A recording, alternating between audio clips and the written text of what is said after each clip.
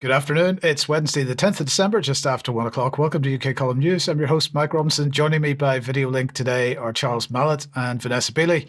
Later in the programme, we're going to be covering the Grooming Gangs inquiry, BBC coverage of Jolani's first anniversary as president of Syria, and a host of other topics. But we're going to get started today, Charles, with digital ID. We are, and good afternoon, Mike. Good afternoon, all. And the reason for this is because a petition which was signed by 3 million people and sent to the Houses of Parliament has been dealt with. We'll first of all address what happened in October, which was the government's response to the nearly 3 million people that did sign it. And they said, despite the petition, we will introduce a digital ID within this Parliament to help tackle illegal migration, making accessing government services easier and to enable wider efficiency. So effectively, the message being that you're going to have it whether you like it or not. They went on in this response to the petition by saying that it was really the complexity, the supposed complexity of dealing with physical documents. And they said this is both bureaucratic for the individual and creates space for abuse and fraud. So they were on very thin ice at the beginning. But what we'll do is we'll just go back to listen to the words of one of the chief architects of this initiative, going right back to his term in office as Prime Minister, Tony Blair. The benefits are clear. Digital ID will make our interactions with each other and with the state faster, cheaper, and more reliable. It will allow us to judge who has a right to be in our country and who doesn't, and so solves one of the major challenges of immigration. Facial recognition can now spot suspects in real time from live video, tracking organized criminals at borders, in public spaces, even helping find missing people. In London, live facial recognition led to 360 arrests by the Met Police between January and October 2024, just in a pilot project. It boosts response times and helps identify suspects quickly in busy places like train stations and events. Live video from body cams and CCTVs can be used to provide real-time advice to officers from a command center or deploy resources to where they're most needed. AI will go even further, spotting crime patterns, guiding patrols, and streamlining decisions. This is where technology, like digital ID, becomes critical. My institute's own analysis shows that introducing this in the UK would save at least $2 billion a year and likely more by reducing losses to fraud, improving tax collection, and better targeting of state support. We can ensure that digital ID enhances rather than threatens personal privacy. The key is building trust and designing, with thought and intention, systems that are secure, fair, inclusive, and effective at combating crime and making us all safer. Not the most convincing of salesmen, one might say, and certainly had he been taking part in the debate in Westminster Hall on Monday, he might have found himself in a minority, but nonetheless he puts forward the official narrative position. Now, leading that debate was Robbie Moore, MP, Conservative MP, and here he is just in an early engagement and with another contribution from Neil Hudson, also Conservative MP. And Sir Edward, there lies all of the explanations and the reasoning as to why there is so many in this House that are opposed to the plans that are being brought forward by the Prime Minister. But here's the question they hope that nobody will ask. If the real target is people who are here illegally, then why on earth do 67 million British citizens who already have national insurance numbers, passports, driving licences and birth certificates need to be dragged into a brand new compulsory database as well? What exactly is it about stopping the crisis of inflatable dinghies in the Channel that requires your son, your daughter, your dad, your 90-year-old grandma to hand over her data and facial geometry to the Home Office server? And I will give way. I'm grateful to my honourable friend for giving way. My constituents in Epping Forest are deeply concerned about the prospect of digital ID cards. Many have written and spoken to me, and over 5,600 have signed the petition. Rather than improving the delivery of public services, this scheme actually risks wasting billions on a complex, intrusive and potentially very insufficient insecure system that will not help anyone. Does my honourable friend agree with me that the Labour government must listen now, take on board the public concerns and scrap this flawed policy? And my honourable friend makes an absolute point, because the reason is this is not about stopping the boats at all. This is about more government state control. I will give Moore and Hudson there expressing concern about state control. One might ask where the voices like those were in 2020, but going on to the specific migration issue, this is what Damien Hinds, another Conservative MP, had to say. One of them. But Italy has ID cards. It also has one of the highest rates of illegal arrivals by sea in the world. And here, employers are obliged already to do identity and right to work checks. And by the way, if you sign up as a legally resident person to deliver food and then subcontract that job to somebody here illegally for cash, I fail to see how an ID card or a digital ID interferes with that at all. Now, ministers say there would be no penalty for not carrying a card and there would be no stop and search, but it's very hard to see how digital ID or physical ID cards address illegal immigration unless it is possible to demand the card from somebody who you find in the street or in a workplace. And that is precisely the papers, please society that we do not want. And he would appear to be absolutely right on that point about the papers, please. And effectively, has he caught the government in a lie there by when they declare that people would not be required to produce their identity? Now, this did bring in voices from all across the spectrum. And in fact, we had former sparring partners Ian Duncan-Smith and Jeremy Corbyn in an exchange, again, pursuing yet more dimensions to the very many problems with this. A very good case. I am utterly opposed to this, as are many of my constituents. But one of them has made this point to me, that in actual fact, our great liberty, our great freedom, that the state has to prove you guilty before you have to make a charge. So innocence before guilt. This reverses that, such that almost everybody on an ID card is assumed to have guilt until they have discharged themselves as innocent. Doesn't that break against all our freedoms? I thank the member for the intervention. I think he's making an important point there, because the huge numbers that have signed this petition indicate to me that there are many in this country that are deeply concerned of the direction of travel in which we're going. ID cards is one thing. Restricting jury trial is another.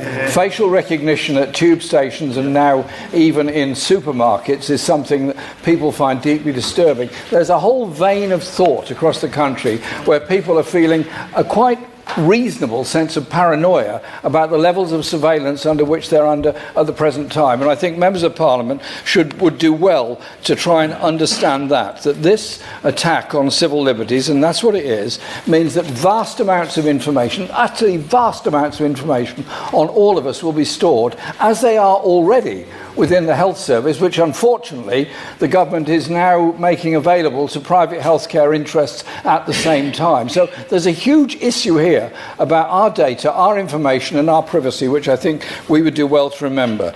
The last point I want to make is this. This debate is being pushed by commercial interests. Commercial interests who will make a great deal of money out of providing the necessary technical equipment to set up this surveillance system, that will do very well out of it, and we are being pushed into agreeing it by them. I think it's time for members of Parliament to say, listen to what people are saying, listen to the concerns, have a proper debate in the chamber about this, and say no to the government, as we've said no before.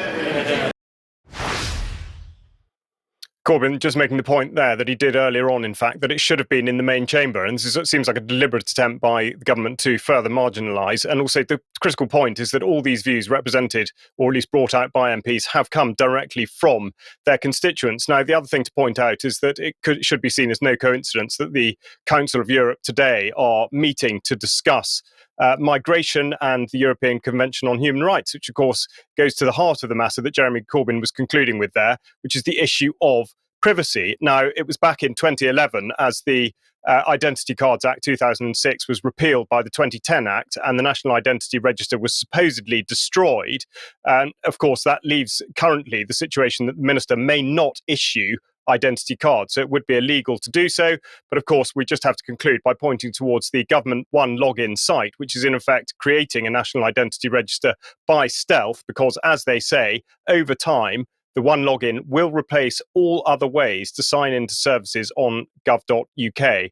So really a debate during which many of the pitfalls and very obvious sort of red herrings were brought out into the open, but there should be continued pressure applied to this. But it must be seen, despite the government's reaction to the petition itself, it should be seen as a positive step in terms of engagement. Mike, I don't know if you've got any comments to sort of follow that report. Not really at this stage. We'll talk about this in extra, I've no doubt. But let's move on then to the news yesterday, which was that the death of a British Special Forces serviceman in what the Ministry of Defence called a tragic accident. It's widely reported that hostile fire is not thought to have been reported, to be involved, and the term that was used in the media was not thought, so I'm not sure whether there's absolute clarity on that. The question which hasn't been answered precisely is what he was doing there. The statement said he was injured in a tragic accident while observing Ukrainian forces test a new defensive capability away from the front lines. So whatever that means, Charles, let me just ask you very briefly what your thoughts are on that news.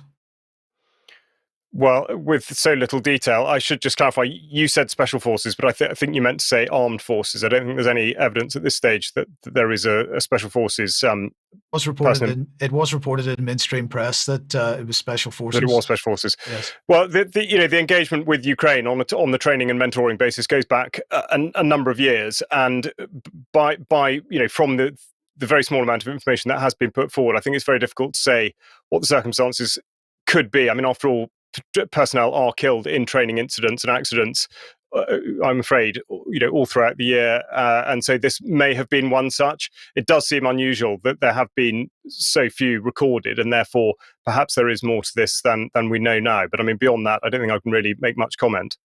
Yeah, okay, thanks for that. Now, Starmer on Monday hosted Zelensky, French President Macron, German Chancellor Merz, all at Downing Street. Now, the readout that they published says that they discussed the importance of the US-led peace talks for European security and supported the progress made. I'm just going to say that's rubbish. They're deeply worried that the US is leaving them to it. And it goes on to say that they instructed their national security advisor to continue discussions over the coming days. And it said that they underscored the need for a just and lasting peace in Ukraine, which includes robust security guarantees. So look, let's have a quick listen to what Starmer said during the press conference. The principles remain the principles that we've been raised on for a very, very long time, which is that we stand with Ukraine, and if there's to be a ceasefire, it needs to be a just and lasting ceasefire. And that's why it's so important that we repeatedly set out the principle that matters about Ukraine are for Ukraine, and we stand here to support you in the conflict and support you in the negotiations, and make sure that this is a just and lasting settlement if we can get that far. If we can get that far. So in other words, no intention of heading towards peace at all. But following that little meeting, Starmer hosted a call with other European allies, as they described it, alongside Zelensky, to give them all an update and to get general agreement on keeping the war going. And Zelensky announced that they would be sharing a new agenda. They described it as a 20-point plan with Trump. Yes, and they were planning on doing that yesterday. This seems to be a response to Trump's proposals for peace that he sent to them and also to Russia. But they're absolutely not budging on giving up territory to Russia. Zelensky said once again that Ukraine cannot give up any land. He said the mood of the Americans in principle is for finding a compromise. Of course, there are complex issues related to territory, and a compromise has not yet been found there. So the other issue is that there's no general agreement. The readout suggested that there was. But let's bring on Slovak President Peter Pellegrini here. He said that the European Union's military aid and support for Ukraine is only prolonging the conflict in with Russia. And he said that the EU should accelerate and support US efforts so that their representatives can sit down at the negotiating table with Putin as soon as possible and end the fighting. But I would suggest that that's not what we're seeing. So you could look at it that Trump is doing a good job in appearing to warm up relations with Putin, particularly with the recent release of the new national security strategy, which Russia seems to be viewing very positively. But we need to remember what Trump's stated goal was. This was stated before he was elected, that Europe needs to deal with European affairs while the US moves on to other theatres of operation. And I say this because although Pete Hegseth is coming under massive pressure over possible war crimes, as Patrick was reporting on Friday's news programme, the Trump regime is moving ahead with the whole Venezuela war effort. It seems that the Washington Times here is reporting that they have stood up a US Army Western Hemisphere Command, which they're saying is unifying the domestic response missions currently performed by the US Army North, the Latin America and Caribbean focused operations of the US Army South, and the large-scale readiness oversight from the US Army Forces Command. So this is all going to be merged together. I just want to highlight here an interview with The Guardian published on Monday with the Brazilian chief foreign policy advisor. And he was saying that he was afraid that the Venezuela conflict would worsen in the coming weeks, the potential of US Venezuelan conflict. And he said he was speaking for himself, not for Lula, but he said that the last thing we want for South America is to become a war zone. And a war zone that would inevitably not just be a war between the US and Venezuela, it would end up having global involvement. And this would be really unfortunate. And he said if there was an invasion, a real invasion, I think undoubtedly you would see something similar to Vietnam. On quite what scale, it's impossible to say. But he also suggested that in the event of a US invasion of Venezuela, some nations that oppose Maduro, even those would get involved. He said, I know South America, our whole continent exists because of resistance against foreign invaders. And a US invasion of Venezuela would rekindle anti-American sentiment around the continent. So the situation then remains pretty volatile. The war policy is absolutely in full swing in Europe, driven by the UK, and the US is clearly pivoting to other theatres of operation. That's how it looks to me anyway. Vanessa, I wonder if you've got any thoughts on that.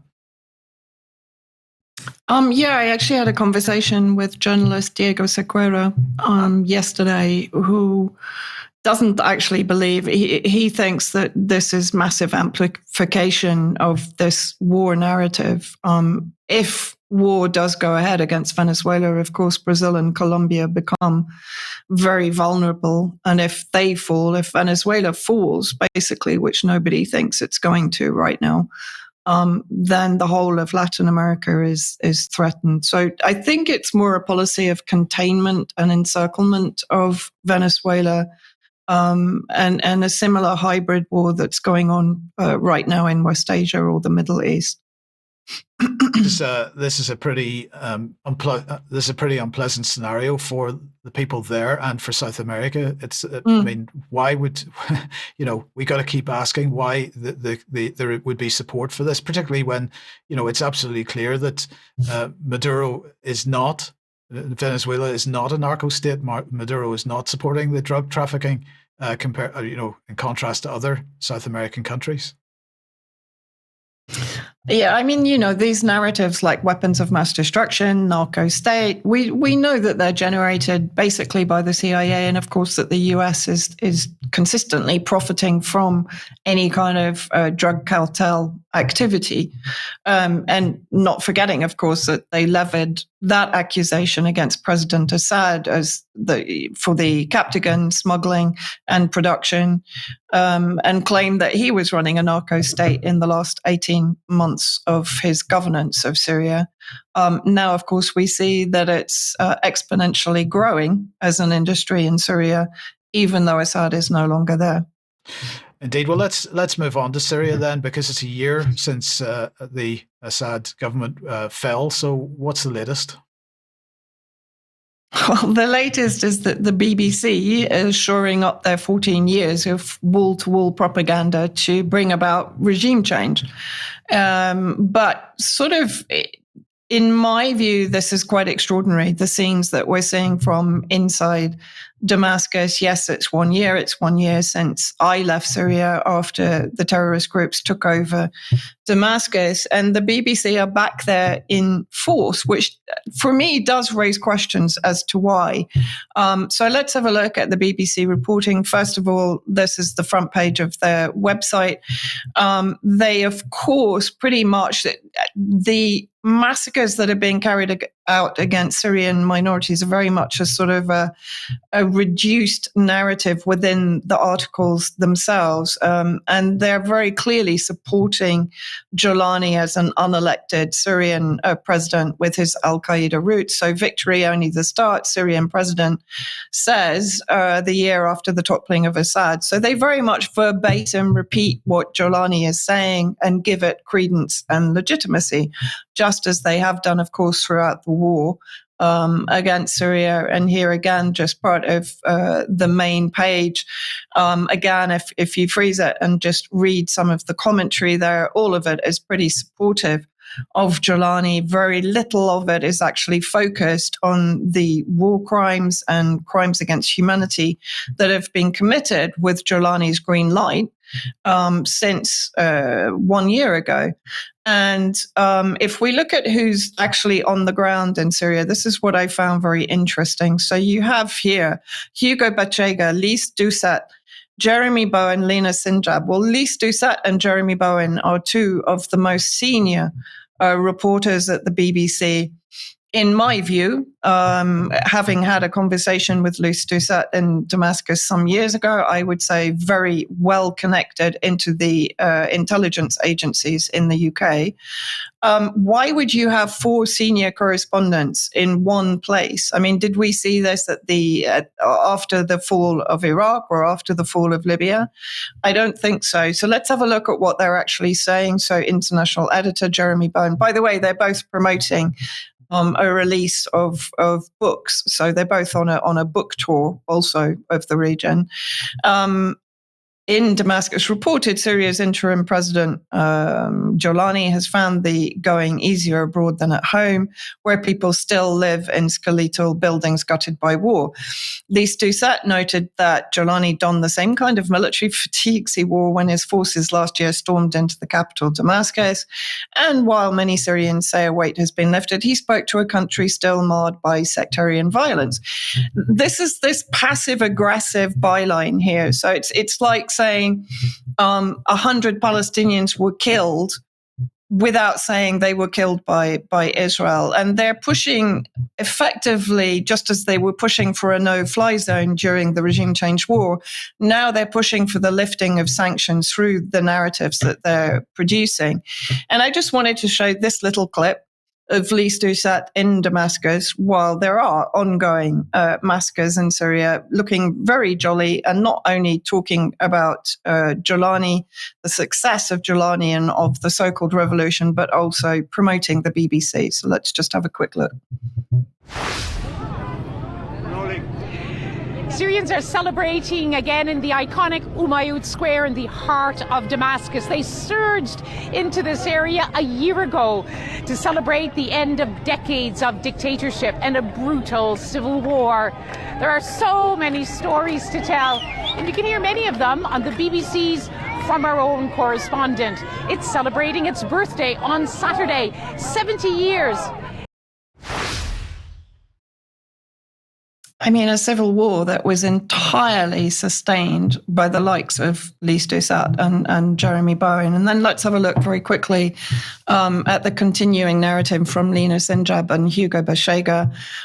So basically, here, some minorities remain frightened. Not tens of thousands have been massacred by Jolani. Bachega makes the point that basically they also face huge challenges. One man told him the main game here is freedom, while a young boy talked about how the world's perception of his country had changed. So again, very little focus on the actual crimes that are now becoming commonplace on the streets of all cities and villages across Syria. Jeremy Bowen's main article, Syria feels lighter without the Assad's crushing weight, but now there are new problems. And again, he focuses very much on the economic problems pushing for the lifting of sanctions. And I just wanted to show this video of Jolani during the celebrations. Someone pointed out on X, and I haven't been able to confirm it, that the front man there carrying the machine gun was actually a foreign intelligence operative. But even the fact that Jolani has to be surrounded by these heavily armed security guards, whereas all the footage previously of President Assad mingling with his people, you rarely saw any sign of security at all. Then you have even so-called independent media. This is Mehdi Hassan of Zeteo Media that he's now established. Of course, many people know him as perceptively being pro-Palestine, but in fact, Mehdi Hassan was responsible also for supporting regime change in Syria, which has had a catastrophic effect on the Palestinian resistance and the regional resistance. And then the return of Bana al-Abed, Mike, you will remember this. In Aleppo 2016, she was 5 years old, exploited by the regime change propaganda complex. You'll remember the images of her in Aleppo Stand with Aleppo. She was heavily promoted. I've just completely forgotten her name, the Harry Potter lady. Here she is now in 2025, again promoting the so-called revolution. And of course, when we talk about exploitation, here she is receiving a prize from an organization called Kids' Rights, the Children's Peace Prize. So, of course, she's now been fully absorbed into the soft power complex that will promote Western agendas globally. Yes, thank you for that, Vanessa. Thanks for that, Vanessa. So J.K. Rowling, of course, is the name that you'd forgotten there. So, but anyway, okay, thank you for that. We'll talk much more about this a little later in Extra. But before we get there, let's just say if you like what the UK Column does and you'd like to support us, you can head over to the UK Column website. There is a link there to take you to a page that explains how you can support us. Join us as a member. You get access to UK Column News Extra. You can make donations and so on. But if you can't do any of that, then please do share material you find on the UK Column website.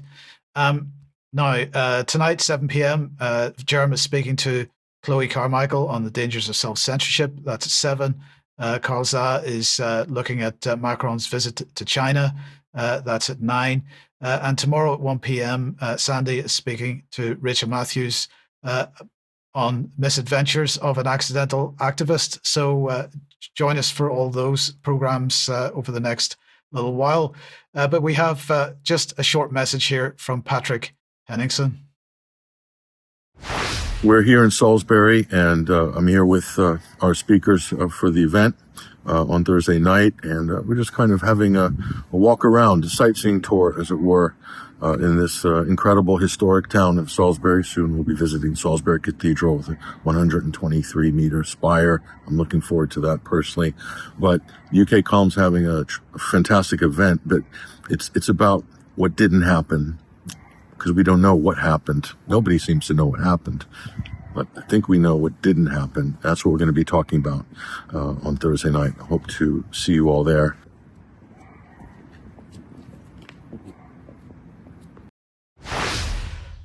So I hope everybody got the joke in that. If you didn't, have a look at last Friday's UK Column News, and maybe you'll understand it then. And of course, the pan across to Sergei Skripal's former property there at the end. Now, if you want the details of tomorrow night's event, it's on Eventbrite. We'll put it on screen now. And the link will be in the show notes if you'd like to attend. There are still some tickets left if you'd like to come to that, 7:30 p.m. If you can't make it to Salisbury, then we will be live streaming the event on the UK Column website. So have a look for that.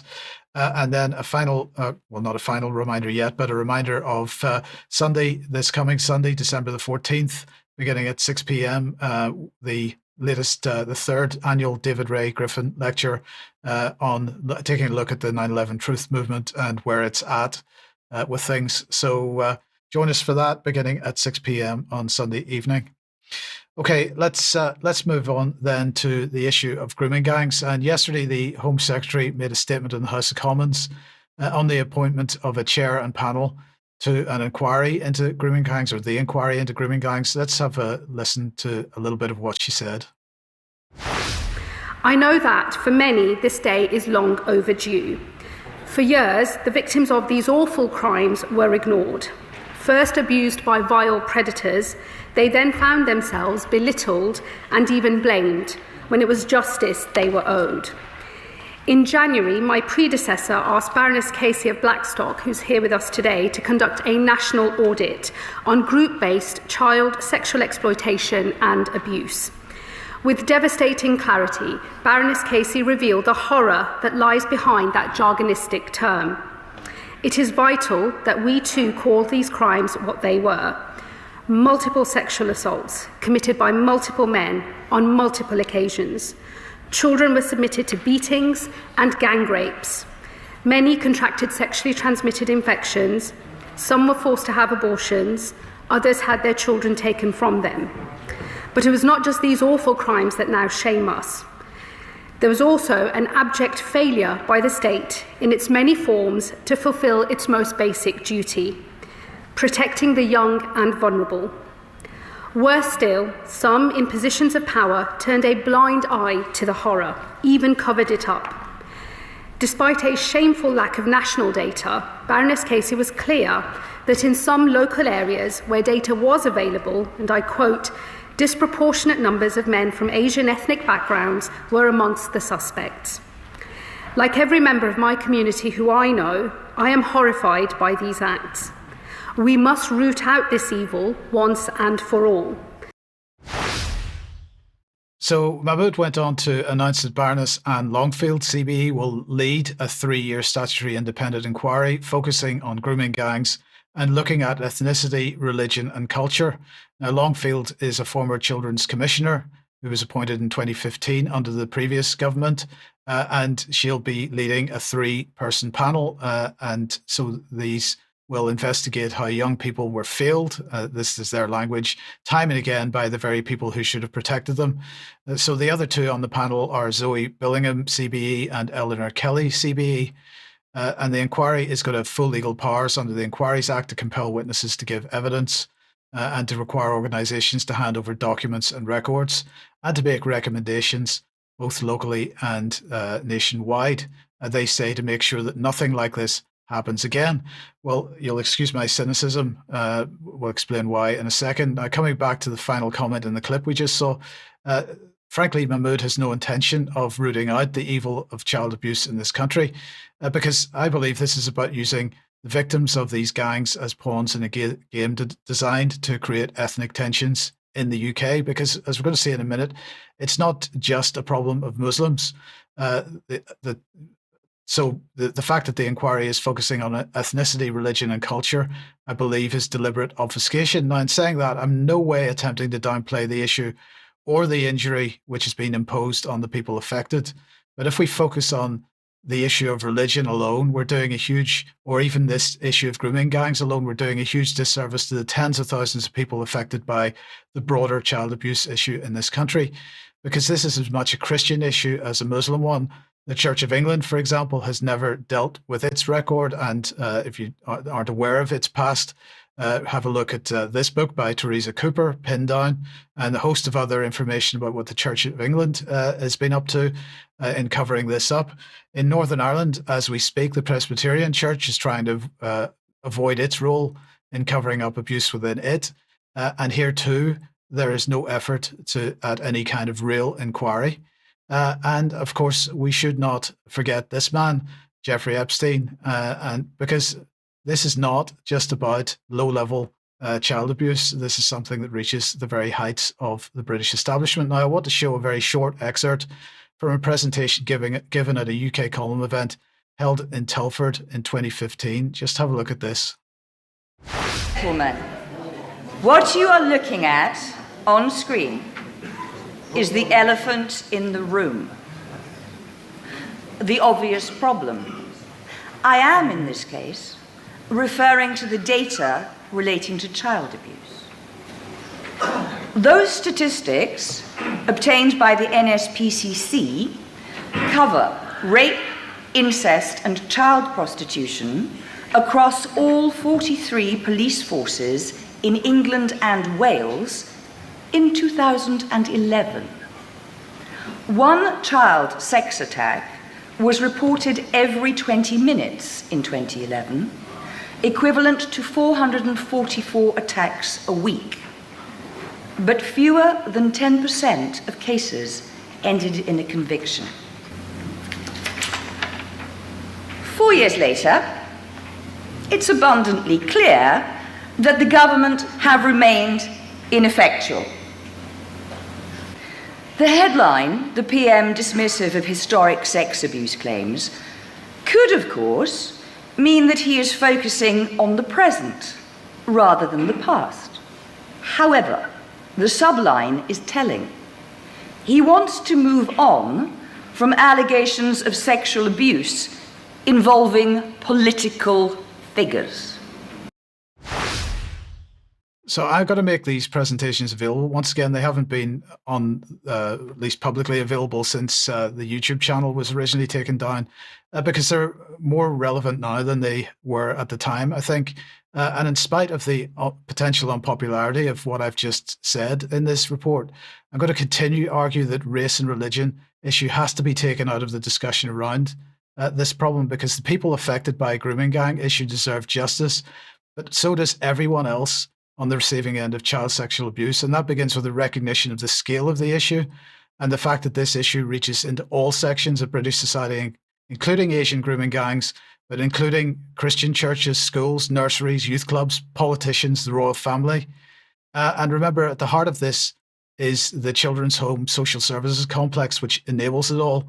And that needs to be looked at as well. So the focus on religion here, I believe, has an ulterior motive. Charles, do you have any brief thoughts on this? I think we're going to talk about this in extra, but any brief thoughts?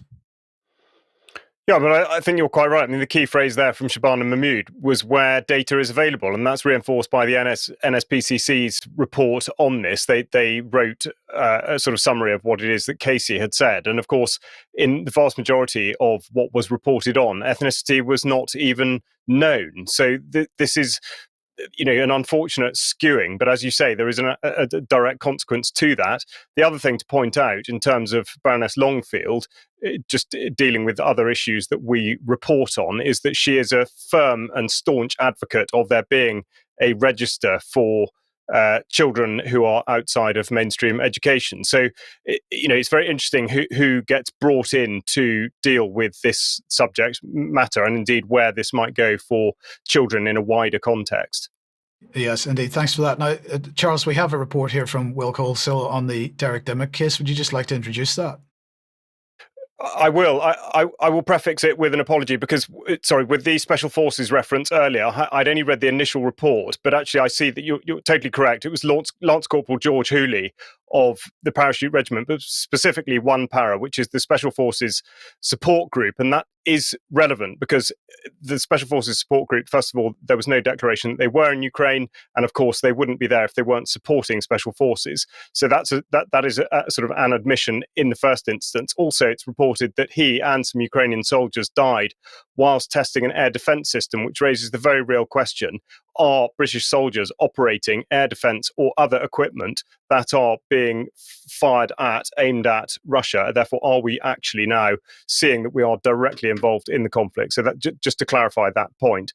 But yes, Derek Dimmock, we had a report from Will Colesill last week, and this deals with the death of Derek Dimmock in 2020, having been administered to, midazolam, among other things. And so this is the inquiry into what actually did happen. A further report from Will here. On Friday, I returned to the coroner's court in Suffolk for the last day of the Derek Dimmock inquest. Derek Dimmock was an 86-year-old man who was admitted to Royal Trinity Hospice during June 2020, experiencing severe pain, including by touch. Mr. Dimmock had a history of heart issues and had issues relating to his kidneys. Mr. Dimmock died following the application of midazolam by the NHS at Royal Trinity Hospice, and it's alleged by his family that this caused his death. On Friday, we heard testimony from palliative care expert Professor Sam Ahmedzai, one of the star witnesses in this case, as well as Dr. Daz, another apparent expert witness. Professor Ahmedzai was the doctor who oversaw the creation of the NICE guideline NG31 and is one of the leading world experts in his field of palliative care. Analysing the symptoms of Dell, in particular the uric acid levels of over 800, the professor argued that Dell was indeed suffering from polyarticular gout. He highlighted how Dell's sensitivity to even a stethoscope being placed upon his skin was not merely hyperalgesia and oversensitivity to pain, but the much more severe allodesia, where non-painful interactions lead to pain. The professor argued that this severe pain was most clearly explained by spinal expression of the gout, which can impact nerves, and occurs in roughly a quarter of gout cases despite being often undiagnosed. The professor criticised the lack of hydration given to Dell, which would allow him greater comfort and assist his body in being able to flush out toxins, we heard. Toxins being the side effect of the drugs as they break down and potentially being a lethal combination, to quote the professor, in an individual with renal failure, such as Dell when deprived of hydration. Dell's lack of hydration was noted by Dr. Wright as dehydrated ++, meaning very, very dehydrated. The professor raised alarm that Dell was seemingly not offered any pain relief for 58 minutes, before going on to explain the respiratory suppressant features of midazolam, not present in some other drugs. He questioned why midazolam and not other drugs, such as ketamine, levomeprozamine, were used, which would not have suppressed his respiratory system. The professor analysed evidence and said a balance needed to be struck between the heart and the kidneys.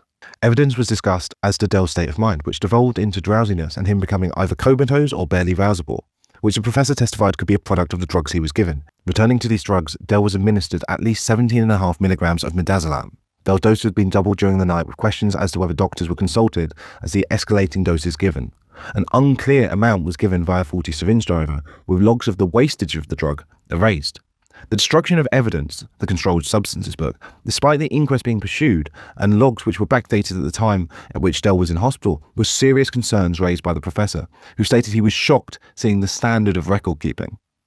There were also further issues regarding the final form prior to cremation, which mentioned the body was not examined after death due to COVID procedures. Professor Ahmedzai concluded that Mr. Dimmock's death was caused as follows. First, iatrogenic acute intoxication with midazolam, alfentanil, and oxycodone. Second, uncontrolled acute polyarticular gout with suspended vertebral gout. And finally, acute renal failure aggregated by enforced dehydration.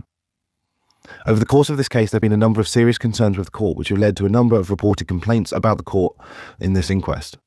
The inquest continued to be held in Court B, a small room roughly 10 by 14 feet, reminiscent of a personal office. Within the court, a lack of ventilation led to the room becoming hot and airless. The court had room for only 6 individuals in the public gallery, which in reality was nothing but a line of 6 chairs awkwardly pressed into the back of the room. Those kept outside were again expected to watch by video link, which failed to show anything of the court except for the face of the coroner or the witness giving evidence, exclusively. In addition, new restrictions prevented new attendees from joining the case whilst it was ongoing, despite issues with connection. On Tuesday, the live link cut off, depriving those viewing of part of a witness testimony. Meanwhile, the laptop used to operate technicals failed at multiple points. Meanwhile, during Professor Ahmedzai's questioning by Miss Wright-Kluger on behalf of Royal Trinity, he was repeatedly referred to comment on items without reference to the bundle, a practice to which Mr. Bogle, the family's representative, objected. In-person hearings have now concluded, without further delays being allocated for witness testimony. Instead, many of the remaining questions will be submitted in writing without the ability to follow up as in court. Whatever the verdict, wider implications will likely be drawn regarding the widespread use of midazolam, whether during the lockdown period or beyond. For some, this may mark just the tip of the iceberg. I'll be returning in the coming weeks or months for the verdict. This is Will Coleshill, reporting for UK Column.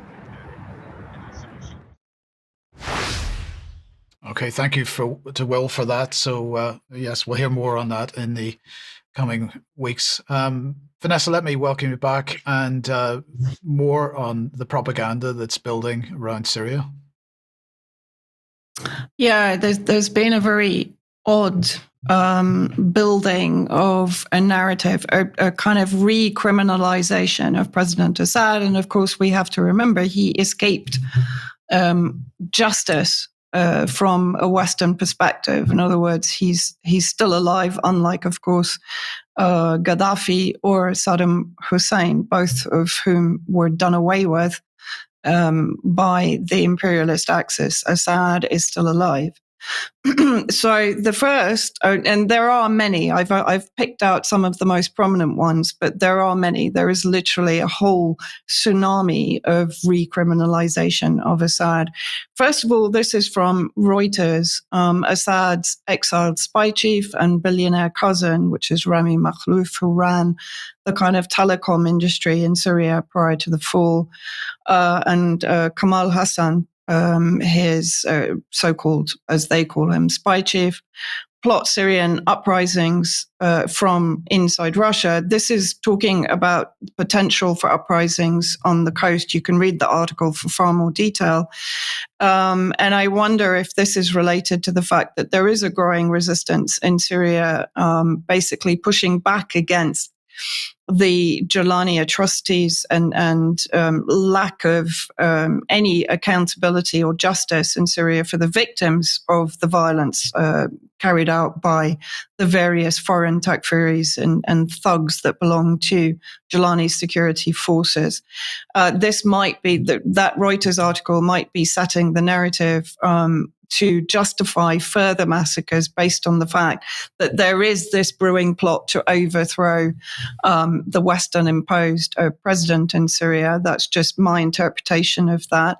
This is something that has been breaking over the last few days. In Gulf media, there has been the release of videos of President Assad with Luna Shibble, one of his former advisors, basically denigrating various figures in Syria and in the resistance. And then in the last 24 hours, this broke. Al-Mayadeen, Damascus correspondent Rida al-Bashar, has made some bizarre claims regarding Assad being involved in the 2024 assassinations of Hezbollah and IRGC figures in Syria. He also claimed that Assad was involved in the assassination of his own media advisor, Luna al-Shibble, who died in July 2024 in a car accident.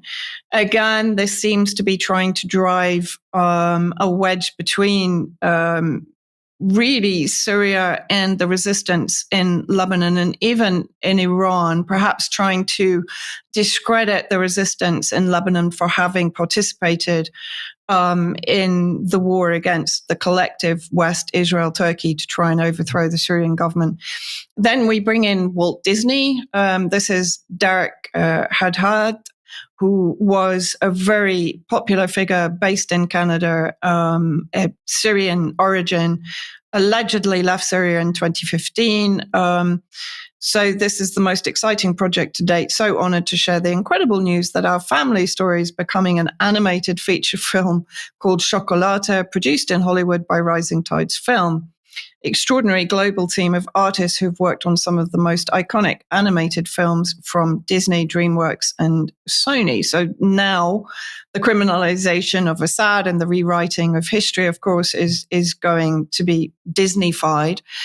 Just a quick look at Tarek Haddad and how deeply embedded he was in Canadian and US echelons of power. Here he is, of course, photographed with President Obama, but he's very embedded into the Canadian political circles. He founded Peace by Chocolate. You can go and look that up, but I don't have anything else to comment on that. And then in the last few days, this organization, which I haven't come across before, ICIJ, has put out an entire thread on X, basically claiming that they have come into possession of documentation. It's a collaboration from ICIJ, NDR, which is a German media company, 24 media partners in a number of countries across the globe. And this was part of their sort of PR video to promote their investigation. So let's have a look at this. For over a decade, Bashar al-Assad ruled Syria through violence and fear, ordering the disappearance, torture, and murder of tens of thousands of people who opposed his regime. Now, 1 year since Syrian opposition forces overthrew his dictatorship, a team of journalists from around the world has uncovered harrowing new details about his state-run killing machine. The Damascus Dossier, an investigation led by the International Consortium of Investigative Journalists and German broadcaster NDR, sheds new light on the daily operations of al-Assad's surveillance and detention system. Thousands of leaked intelligence files obtained by NDR expose how the regime cooperated with autocratic allies and pressured the United Nations to maintain security contracts that served al-Assad's interests. NDR reporters also obtained one of the largest troves of images of Syrian prisoners tortured and murdered by al-Assad's forces. So really, I mean, this is just a sort of a rehash of much of the propaganda that was levied against President Assad and the government during the 14-year regime change war. Very quick look that I had at the sponsors of ICIJ or the partners. First of all, National Endowment for Democracy, which of course is nothing more than a deep state outreach agent for the United States. Open Society Foundations, which of course is Soros, well known for interfering in the state affairs of sovereign countries. The UK postcode lottery, perhaps might get some comment from you on that in extra. But then if we also look at, and I'm going to conclude with what I think is actually going on, in Russian TASS media, it's been reported again in the last 48 hours. Netanyahu says his regular contacts with Putin are in Israel's interests. What does he actually say? So the actual quote from Netanyahu is that he says, "I speak with President Putin regularly. This should be no surprise to anyone that has been closely following the Russian involvement in Syria. I think between 2015 and 2021, there were around 50 phone calls between Putin and Netanyahu. These decades-long personal ties serve our vital interests. Four powers that Israel has bolstered relations with in the past 2 years: Russia, the US, India, and Germany. An interesting conglomeration there, which we can again discuss more in extra. Then the New York Times has basically been running a witch hunt for a number of weeks now, trying to identify and geolocate members of Assad's government and military that fled 1 year ago, the Vanishing Act, how Assad's top henchmen fled Syria, and justice. Now, I have to say, I find these reports from NYT to be utterly disgusting. They are condemning without any due process. They're rushing to judgment, and effectively they're criminalizing people that have not gone through any form of trial. And of course, what does that do? Again, it justifies the ongoing massacres by Jolani inside Syria by effectively criminalizing those that perhaps still support Assad and what Syria used to be. And then interesting, again, in the last 48 hours in relation to Netanyahu's statement in the Knesset, this has been published in Euronews, but it's also been picked up by Israeli media. 1 year after Syria ouster, al-Assad lives under strict Russian supervision in Moscow. Exile, very different language suddenly being used, particularly by Israeli media that are saying they have sources claiming that Russia is increasing restrictions on Assad and that effectively he's now under house arrest. So I'm wondering, we talked about this, Mike, yesterday, whether this is creating the environment in which Russia can extradite Assad for justice, such as it will be in Syria, because Jolani has been pushing for this since communications began again between Russia and the Takfiri regime in Syria.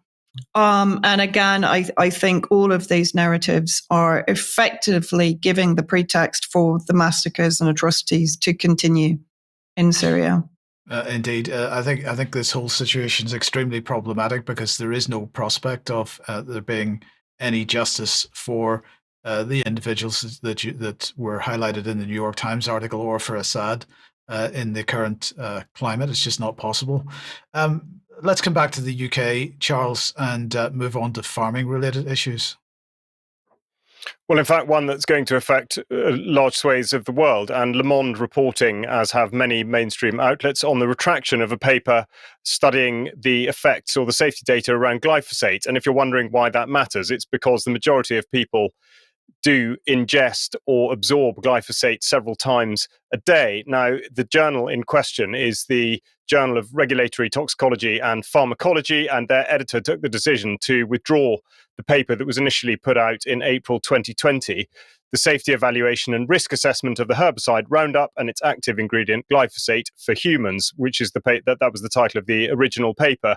The editor wrote that concerns were raised regarding the authorship of the paper, validity of the research findings in the context of misrepresentation of the contributions by the authors and the study sponsor, and potential conflicts of interest of the authors. And he went on to explain exactly why that was the case, saying that the conclusions regarding the carcinogenity of glyphosate were solely based on unpublished studies from the manufacturer, Monsanto.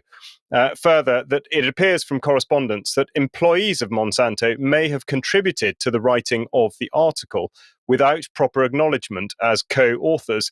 And among many other points, but this is the last one I've got, the authors may have received financial compensation from Monsanto for their work on this article, which was not disclosed as such in this publication. So it is very significant this should have been retracted, as I say, because of the very, very widespread application of the herbicide glyphosate. Now, coincident with this is a declaration by United States lawmakers saying they are backing Bayer Monsanto with a decision on exactly this issue. John Sauer, the US Solicitor General, has filed a brief supporting Monsanto's petition for a ruling on whether federal law preempts claims under state laws that the company failed to warn users about Roundup's cancer risk. Now, in the middle of all of this is Robert Kennedy Jr., the current Secretary of State for Health and Human Services, and this is what he had to say about Roundup in a discussion with Joe Rogan. And then in around 2006, they discovered that if you sprayed it on wheat late in the season, it would desiccate the wheat. In other words, it would dry it out. And one of the big losses for farmers in wheat is if it rains during the harvest season, you can't harvest it because it gets moldy.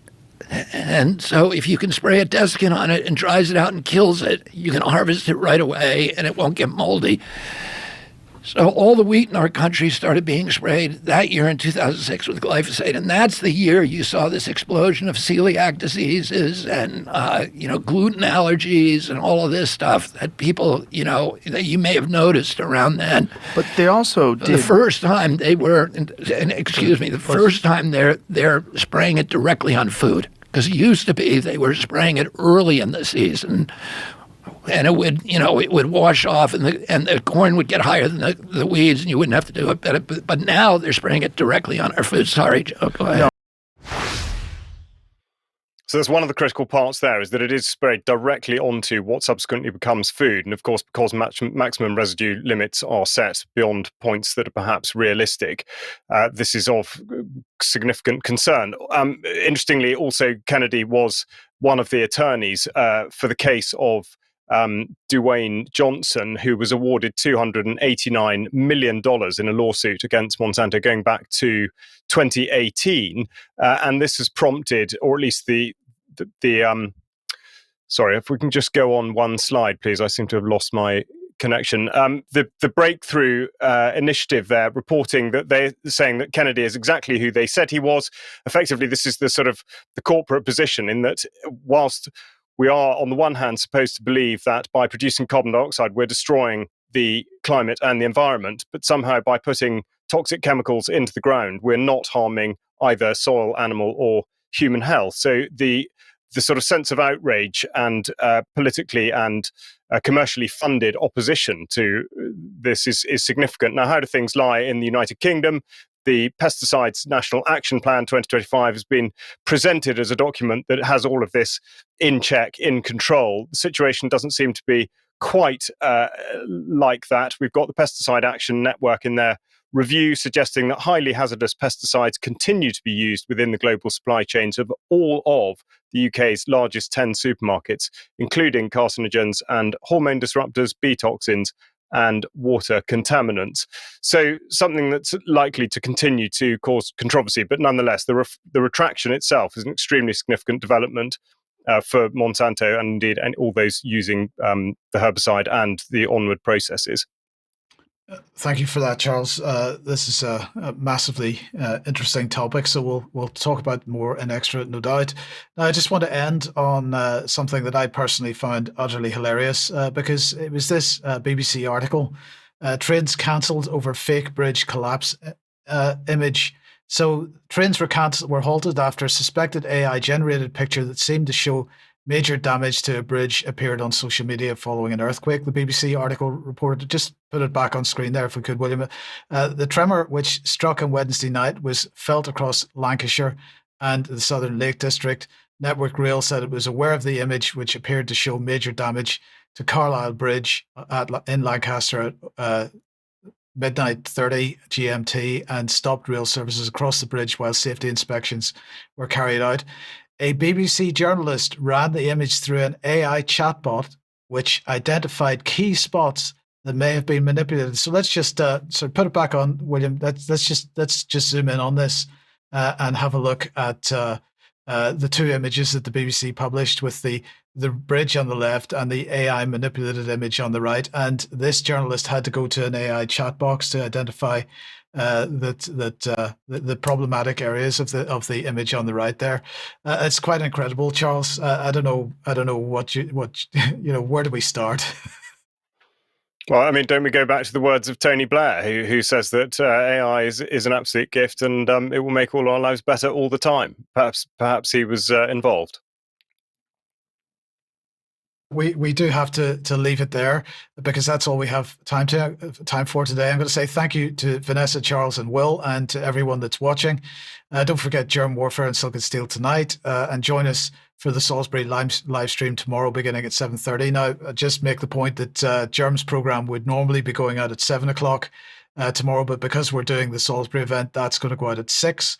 So Germ Warfare will be out at 6 o'clock tomorrow evening. Join us for that. We'll see you on Friday at 1 p.m. as usual for another UK Column News. And part of that will be covering more on the Filton 6. We'll see you then. Thanks for joining us. Bye-bye.